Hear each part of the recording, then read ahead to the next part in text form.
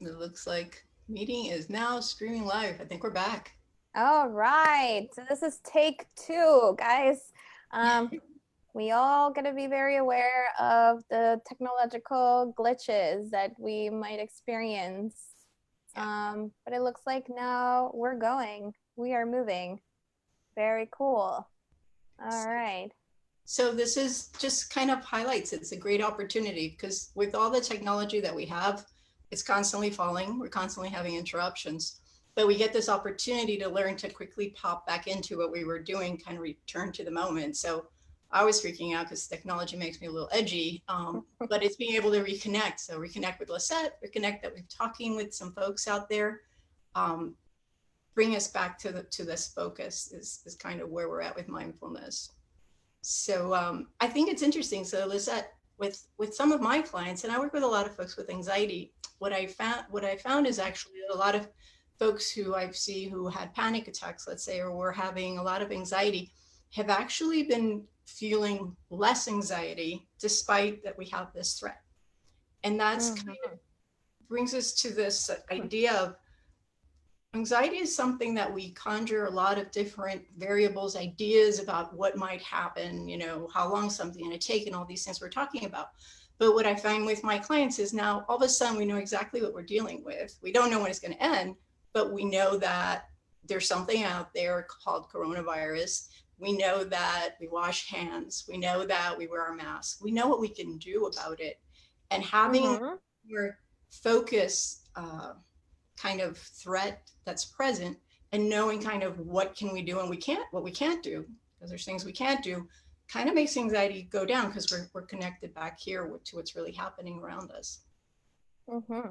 And I think that's such a good point. I think it's surprising, but in many ways, people who have been dealing with anxiety disorders and perhaps have done a lot of like the mindfulness work, I've noticed the same thing. It sounds like they're able to kind of connect with the here and now a little bit better and notice those kind of things that are in our control versus like those things that aren't in our control, which I think is kind of like the biggest shift that we need to take a look at when we were looking at mindful awareness and mind shift, to Mm-hmm. be able to look at here and now, what can be okay, this is just all right, like right now we're just sitting here, talking to each other, versus like what's out there out of my control, I can't really work with that. It really has been helpful. And Yeah.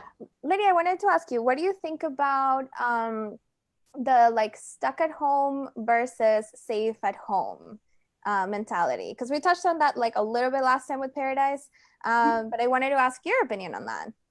Yeah. Well, isn't that actually what's happening? Isn't that the truth for most of us? I mean, unfortunately for some people, they may be home quarantined and kind of feeling ill, but the majority of us are sitting home, and other than we're not really doing what we regularly do, we are safe. So again, that's what's actually happening, the reality of our existence right now. Um, but I've been looking at this area of post-traumatic growth. One of the things I'm worried about right now is this idea that nothing will ever be the same again, Oh yeah, right? sounds So very like ultimate. yeah, but we're all going to wake up. We're all going to go eat, dress, shower, be around people in one way or another. It might be a little different for now. But the majority of our life is going to be the same. If you think about our lives and what we really do, being these neutral moments, these, saying hello, good morning, doing whatever our normal routines are, Mm-hmm. they may change, but what we actually do isn't that different. So I think one thing that concerns me is this idea, this gloom and doom kind of idea that everything's going to change. And Right. in mindfulness, we're using awareness to see what really is avoiding this kind of all or nothing thinking. Either we're going to go back to exactly the way it is, or it's catastrophic and my life is over as I know it. So tapping into what's going on is helpful. The other thing that kind of concerns me with this situation we're in is that one of our fight or flight, one of our reactions to stress is to avoid things. And some of the things we might be using. So, and I'll confess, I am not a television watcher. I probably watch an hour of television a day. Mm-hmm. but I'm catching myself kind of sitting in for a couple hours, or I take in a show at lunchtime. And it's this idea that we're taking a moment that could be an opportunity for us to slow down and kind of do some spiritual work and do some thinking about, how we're going to progress in our lives, things that we always want to do, not just because of Corona, but not engaging in those Mm-hmm. mind exercise or research. Or my husband's in the other room doing Pilates online, exploring these new That's possibilities. awesome. Right? Because how many of us Yeah. don't work out because we can't get away, or there's kids out there and things like that. So I think we're missing some opportunities. And I think when you check in with mindfulness, that helps you to be in this present moment awareness. We don't get judgmental about whether, oh, is this good or bad being home? So this being home thing being a negative thing. Well, this being home, Mm-hmm. slowing down, might be something that we can grow from. And that's kind of an area that I've been looking at. That's a very good point. I like the idea of searching for like those opportunities and actually jumping into the opportunity, right? Rather than using it, in not a very helpful way, or kind of maybe even like wasting it in a way. And just to kind of like backtrack for just a second, because I just like realized we've talked a lot about the concept of like mindfulness. And I don't know if a lot of people who may watch this video maybe are familiar with what mindfulness is like all about. Maybe you can tell us a little bit about the structure of mindfulness. Okay. And so there's a lot of, for those that are out there who have a mindfulness practice and have studied and so on. There's probably some folks that are watching right now will know more than I do. But if you're just being introduced to it, a lot of people, and I actually had someone last night knew that they're like, well, I can't do that because I can't turn my mind off. It's this idea that mindfulness is just meditation, that mindfulness is about zoning out, and it's quite the opposite. Mindfulness is about tuning in to what's happening, and the meditation is a way for us to focus our attention. So the only way that I know that I'm safe in my house right now is, and I can tune into my body. I can do a body scan. I could be listening to the sounds in this room. I can look over here on the other side of my screen and look at Lisette. So in the meditations that are in mindfulness, we are turning inward, but we're also turning inward, gathering information about what's going on in our bodies, what's going on in our minds, what are kind of our emotional states, or we're turning into the experience of just, that is part of the experience of being alive, or we're taking in information, sights and sounds and so on. But the real heart of mindfulness, and today I was listening to one of my favorite YouTube videos, which is Habits In, talking about 9 attitudes of mindfulness. And the mindfulness attitudes are the core of mindfulness. So we're talking about things like using beginner's mind. That's one of the core attitudes in mindfulness. And that's a great way to right now experience what's going on. So in beginner's mind, we kind of take the perspective that we're looking at things as if we've never seen them before. And I share with people that sometimes we bring beautiful things in our lives. We go through, decorating a home and buying comfortable furniture, or we go through finding that mate that makes us happy, or a piece of art, or anything that we find so exciting when we first get it. And then what happens is that we start kind of forgetting that it's there. So in beginner's mind, was that attitude, we're tapping into looking at everything as it's new. So as we're sitting at home right now dealing with Corona, take a minute to look around and see what comfortable things you've put into your home. It can be the smallest thing, it could be something big. And if you're with a partner or your children, really sitting back and taking a breath and like just staring, just watch them. What is it about your partner that you find lovable or attractive or interesting? So there's several attitudes, but that I think is kind of the starting point. We start with this curiosity. And Judson Brewer, who does research on anxiety and addictions, talks about how our brain, it likes to be engaged in kind of that beginner's mind and that curiosity. Curiosity is actually on the spectrum. When you're looking at emotions, it's on the happy spectrum.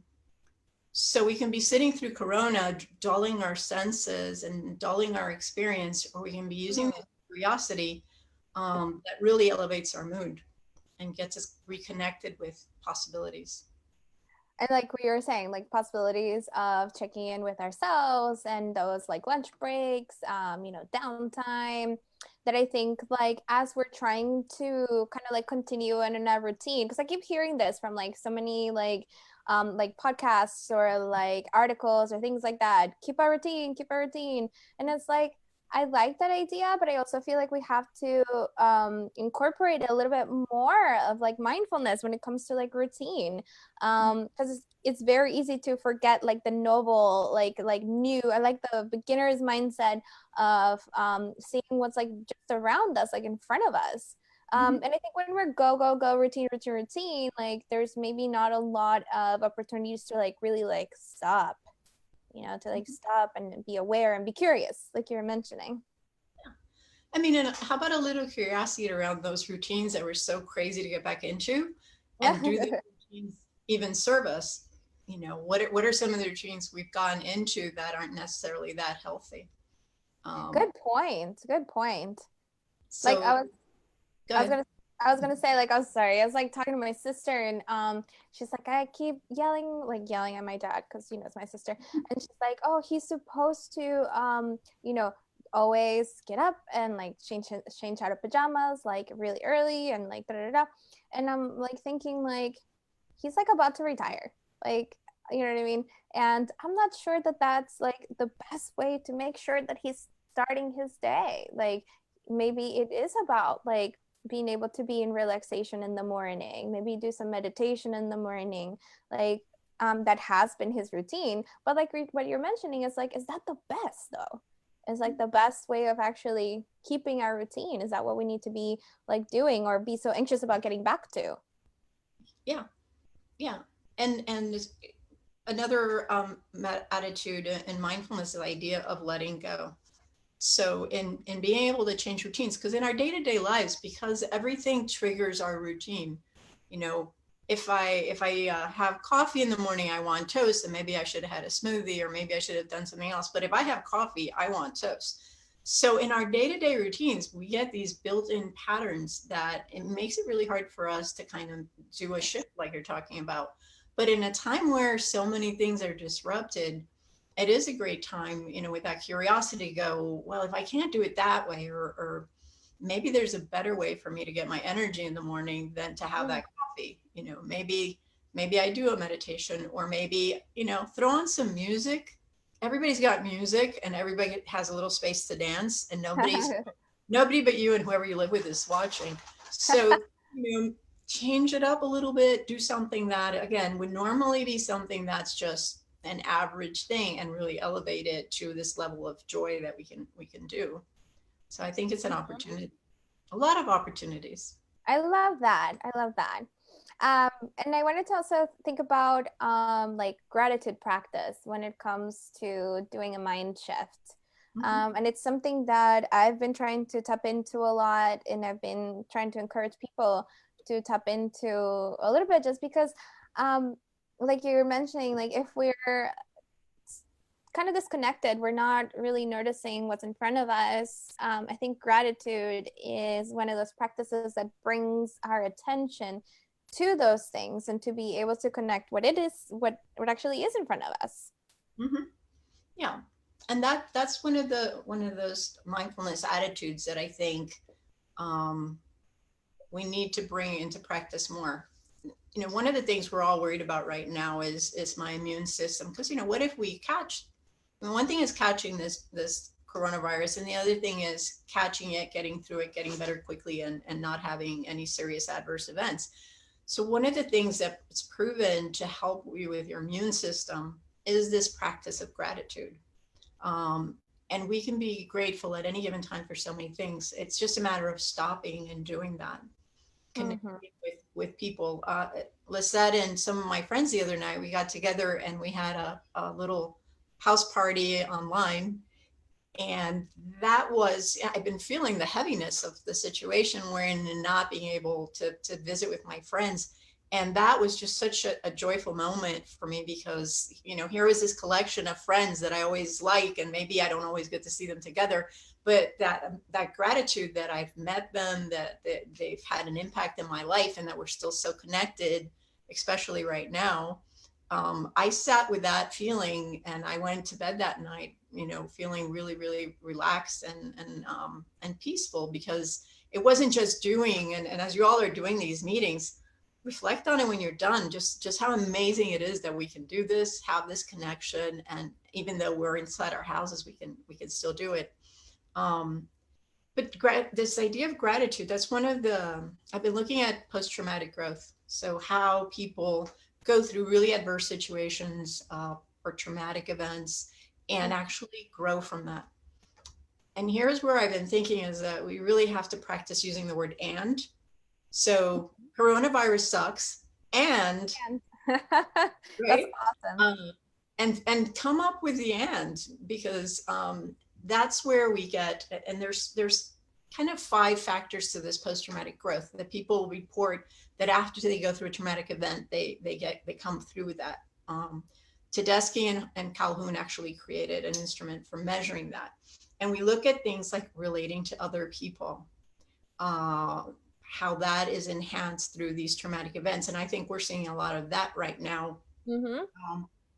Having appreciation for things.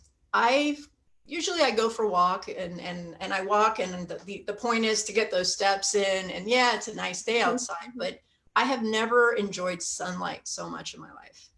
I'm not like a sun person. So appreciation for these little details, like gratitude piece, that we tend to develop that during this time, but we can hang on to it so that it's something that we have when this is over, having kind of this spiritual enhancement. And that means whether we learn mindfulness, whether it's being with nature when we get a minute to get out there, or our typical traditional practices that a lot of folks have, really connecting with them, finding new possibilities. So for us psychologists, we're all doing telehealth now, and we didn't do much of that before. So here we are in the middle of this, finding a way to give people more accessibility to get help. So this moment is full of growth for us in that way. Mm-hmm. The idea of personal strengths, learning that I can't be still. A lot of people, oh, I can never sit still, I can never just relax. You're forced to be still right now. Yeah. And kind of thinking about, maybe when we get to the other kind of questions, I'd love to hear from people how they're finding those 5 factors. Maybe they're noticing that kind of post-traumatic growth in their lives already. Absolutely. And it's interesting you mentioned that, like in just like a session earlier, working with this young girl, this teenager, and she was talking about the sitting still, which I was like, wow, I was like, that's so cool. Like you're so little and you're really tapping into that already. Because I was like, how are you holding up? You're like home, you're not doing much. You're kind of like, and she's like, nope, I'm taking advantage of it. I'm like, really? Oh, that's so cool. Because she was talking about that. She was she's working a lot in like body image, and a lot of times she was very disconnected from her body, as we were mentioning, like the go go go like all the time, which I think we all do in many ways, and we forget about like what our needs truly are, and we don't connect with our bodies, and we're disconnected in the next thing and the quick and the routine, and like we don't stop and just watch. Yeah. And so that like really blew my mind a little bit, how cool that can be, and that it can truly be an opportunity, going back to like as we were mentioning earlier, an opportunity to stop and tap in and like really look inward, and just stop. Yeah, it's amazing to me that we're all actually sharing an experience together with the entire world. I mean, that's one of the things that I'm in awe of right now with this situation going on. That, and sadly, I mean, there's people, we're all, uncertainty is going on, and change, and kind of trying to grow in, like, with these factors and stuff like that. But this is a unique time, and I'd hate to miss the opportunity to kind of tap into and really being, again, this is being mindful, to this idea of being connected to everyone in the world, which I have never done. I'm connected to people in you know, all over Europe and China Mm-hmm. and South America. We're all connected in a way that we would never in our lifetimes, other than because of this thing, have had an opportunity to do. So Mm-hmm. that's that, you know, being able to be grateful for that experience. And what does it mean for me um, to know that and to have compassion? Because, you know, the other part of this is gratitude, and compassion is part of mindfulness. Um, that compared to a lot of people, we have things so much better. Um, and really thinking about when we get through this, or while we're going through this, how do we support? We're seeing it locally with people supporting neighbors, but on a global perspective, what can we do? Because Mm-hmm. you know, there's places where uh, it's a lot worse than Yeah. with. Mm-hmm. What a sense of like community that this can truly like bring, you know. It's super silly, but like I've started using like the hashtag quarantine just because I really like that perspective. Like we're a team right now, we're really going through this like together, and we're all kind of like writing the book as we go because nobody's like lived through a pandemic before. Like literally I was like, what is my another session I was having, this girl was like, what's the difference between a pandemic and an epidemic? And at first I was like, I don't know, because it's like it's so like a new concept in so many ways for us. Mhm, But yet we're all figuring it out together. mhm, I think that brings such a big sense of community, mhm, and when we can be grateful for having other people to talk with, you know, especially like that we have the accessibility of video. You know, 15 years ago this would have been so different, and I think it would have been really sad, especially like I'm more of an extrovert, to not be able to see friends and have house parties like we did. You know, it's yeah. awesome. um so just reminding ourselves of like the little things can make a huge difference, you know, and can bring, sorry, a lot of community, really. Mhm, And that sense of like almost like belonging in a way. mhm. Yeah, there's a connectedness that we tend to miss in this world where we are walking amongst other people, going into restaurants. I mean, even going to the grocery store. When have you ever really gone into the grocery store considering the other people? And listen, I don't live in a fantasy that there aren't people out there who aren't connecting right now, but I'm thinking that people listening to this podcast, they're connecting. But I go to the grocery store. I'm very careful of what I touch and how that might affect someone. So I think this is another place where we're growing in this connection and concern for other people and making Mhm, decisions that aren't just going to impact me, but everyone else. mhm. Great opportunity. Definitely. And I think with what we tap into, right? I think the tapping into our value system can also be like super important, and it kind of ties into like all the concepts that we were talking about. You know, what's my value as part of my community? You know, what's my value as part of like my social network, and how you know, am I, you know, exercising from the space of kindness, of compassion, of giving, or you know, some things of that nature.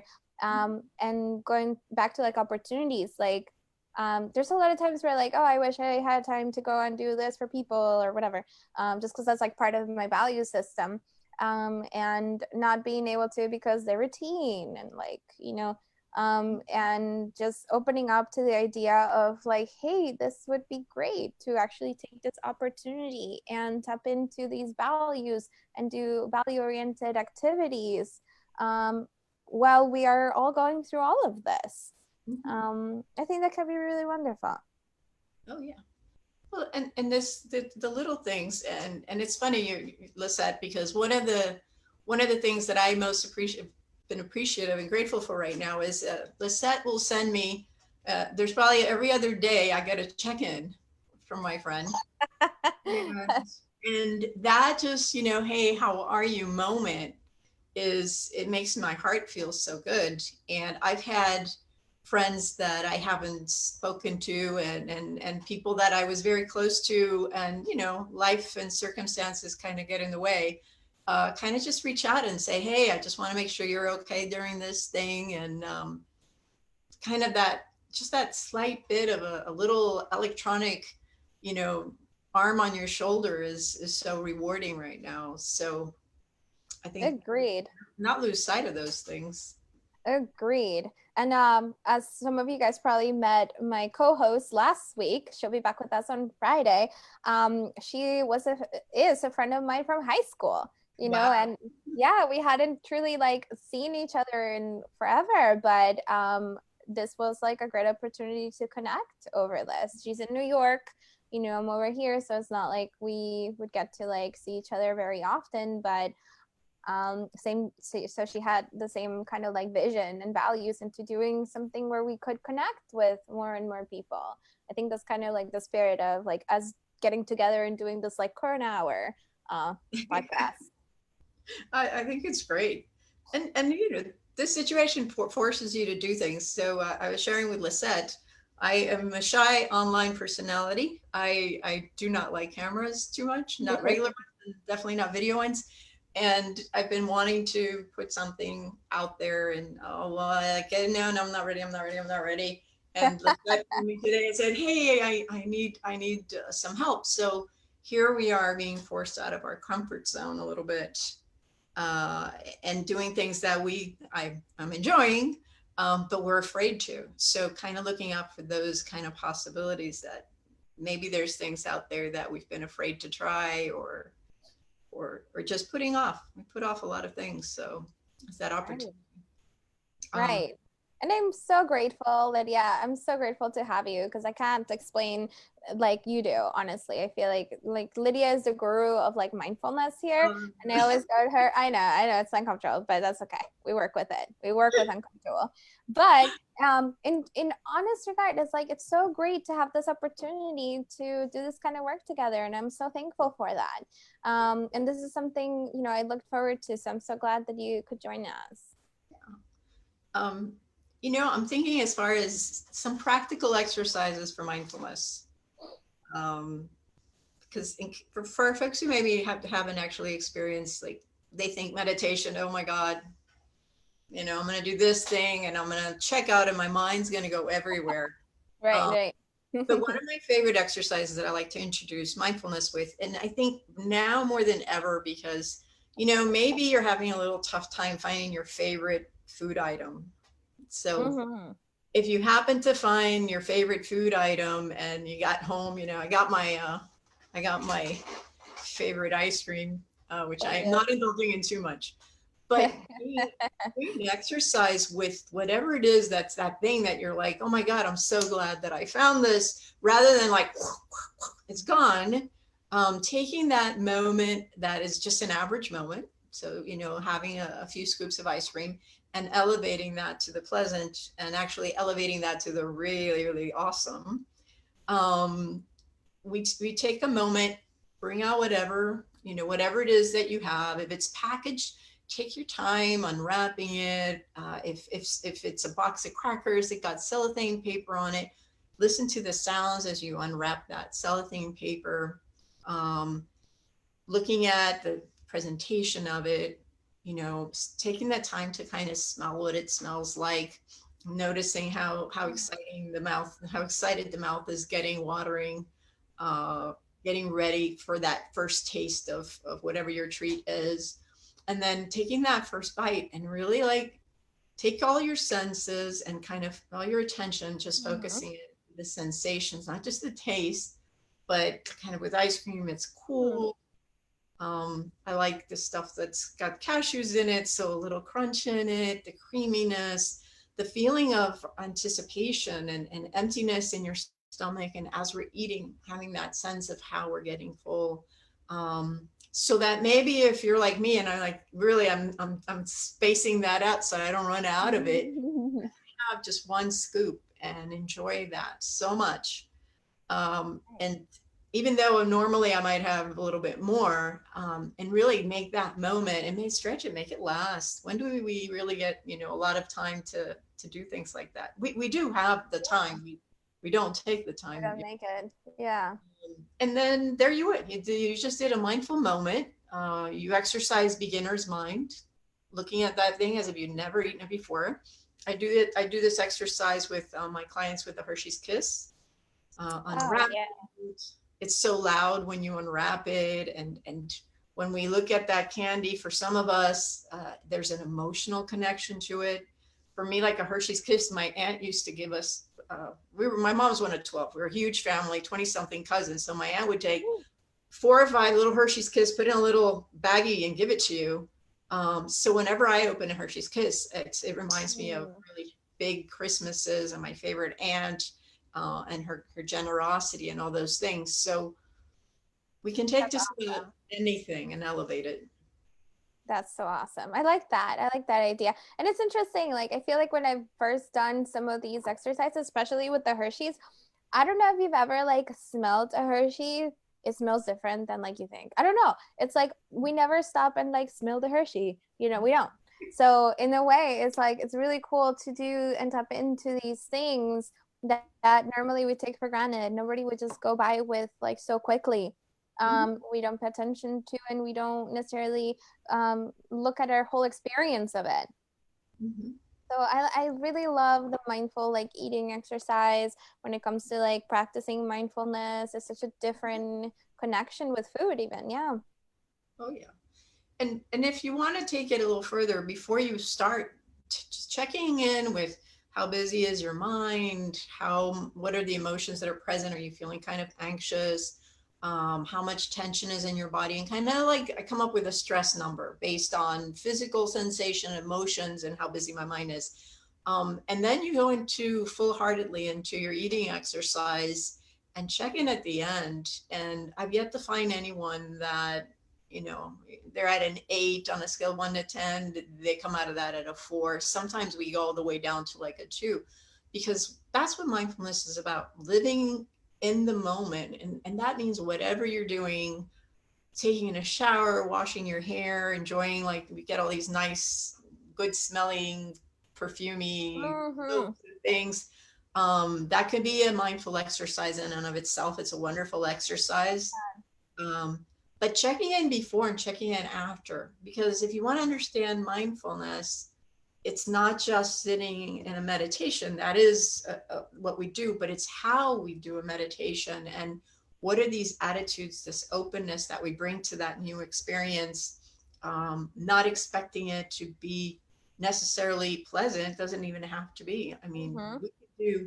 we could do a thought exercise and realize how our thoughts are kind of heavy, and what's going on.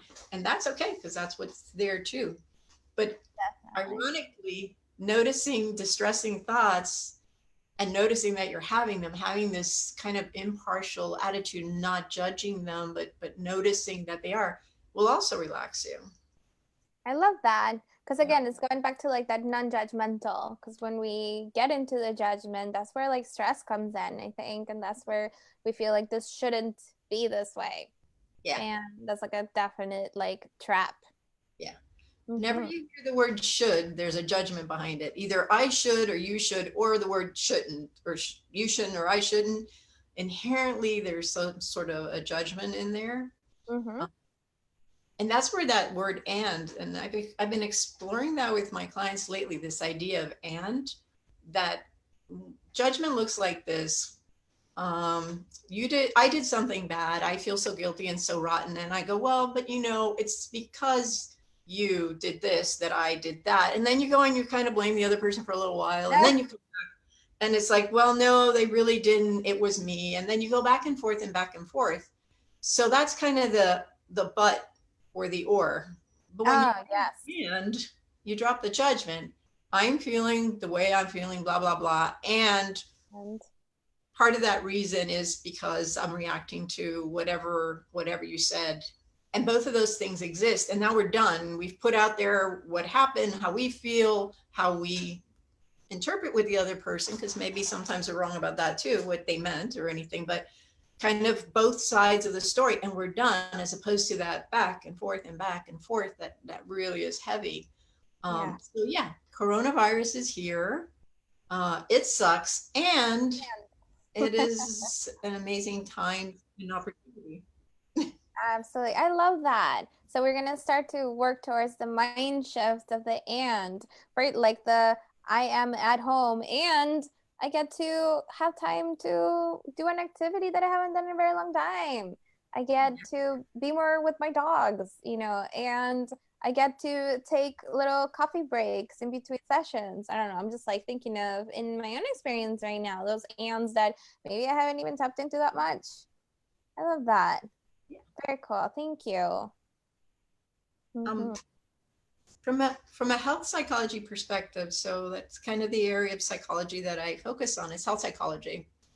Trying to have control in a situation that feels like we have no control. There's all these things and there's a lot of great resources about things that you can be doing right now.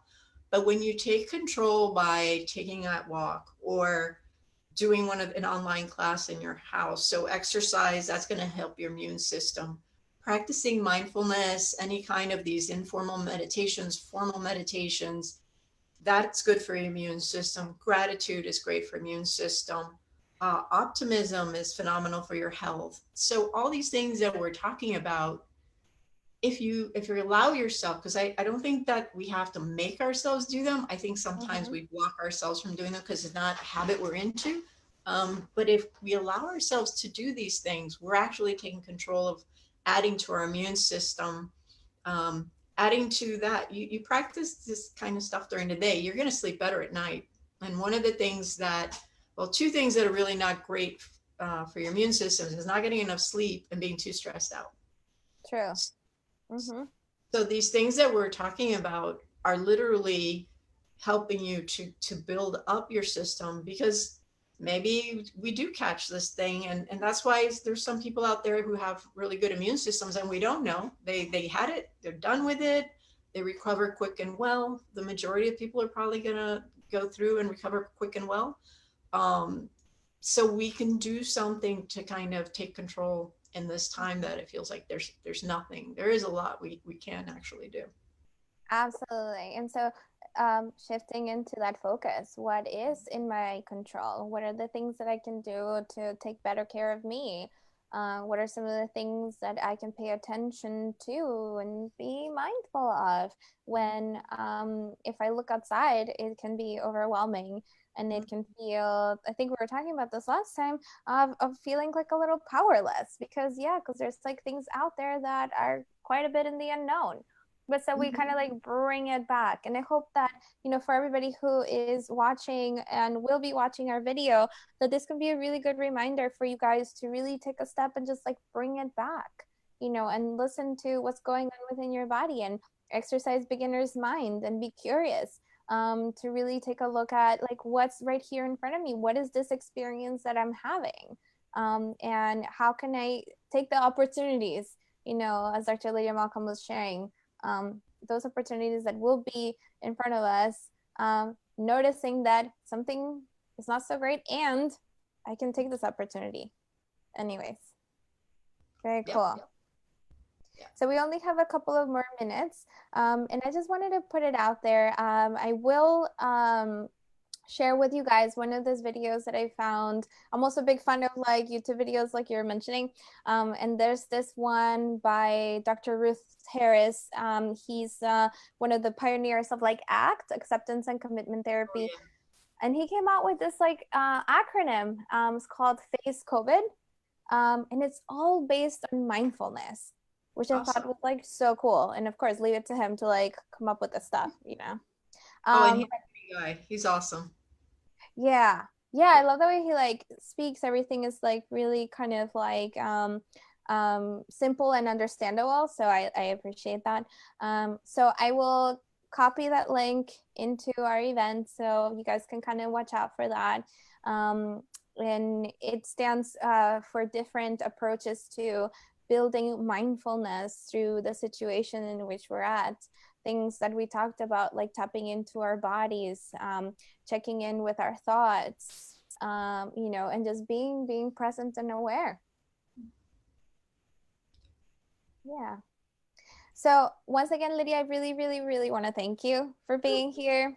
My I pleasure. appreciate everything that you were able to share. And for those of you guys who want to learn a little bit more about Dr. Lydia Malcolm, maybe you can give us like your website or where they can kind of reach out to you. So my website is authenticbh for behavioral health.com. So authentic, B like boy, H like Harry.com. And you can get some more information about the work that I do and get my contact information from there. Mhm. And I'm probably going to be, I'll share with, I'm trying to put together like a list of resources and videos that I really think are helpful at this time. So I'll share that with Lisette if you want to share it with everyone. Thank you. Absolutely. I think we can always put it right here on the event page. I'm gonna try to keep it all under like one thing so that once we do our podcast every Tuesdays and Fridays, you guys can have access to like whatever information you know, we will kind of like put together, and all of our speakers will have their videos in the same section. So before we go, I do want to remind you guys that next stuff, like this Friday coming up, we will have Dr. Michelle Stoyle joining us. And she's a licensed psychologist here in Florida and Ohio. And she specializes in OCD and anxiety disorders. And she's done a lot of work on trauma as well. So she's a great resource for anybody that might have questions in regards to the situation right now, how it affects trauma, how people who have previous experiences of trauma may be dealing with it. And of course, you know, she'll talk about like some of the interventions that we can like look out for and also practice. So that's this Friday coming up at 5:30, and we look forward to having you guys there.